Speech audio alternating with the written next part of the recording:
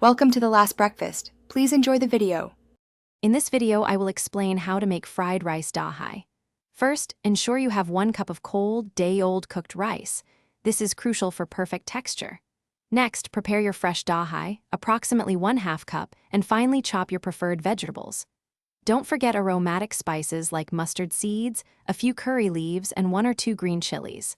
Finally, have your cooking oil, salt, and a tiny pinch of sugar ready to balance the flavors. Now, let's build our flavor base. Heat 2 tablespoons of cooking oil in a large pan over a medium flame. Once hot, add 1 teaspoon of mustard seeds and allow them to splutter vigorously, releasing their aroma. Immediately follow with a few fresh curry leaves and 1 finely chopped green chili, stirring for a few seconds.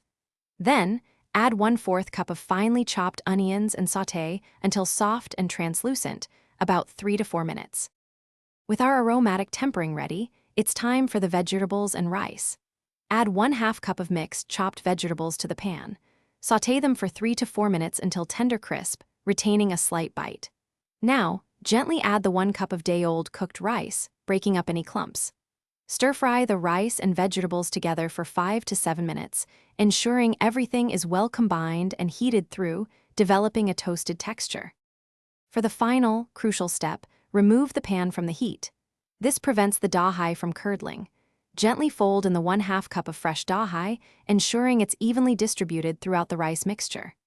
Add salt to your taste, and if you prefer, a tiny pinch of sugar to balance the tanginess. Mix everything thoroughly but gently. Serve your delicious fried rice dahi immediately, garnished with a sprinkle of fresh cilantro for a vibrant finish. Thanks for watching. If this was helpful, leave a like and consider subscribing. See you next time.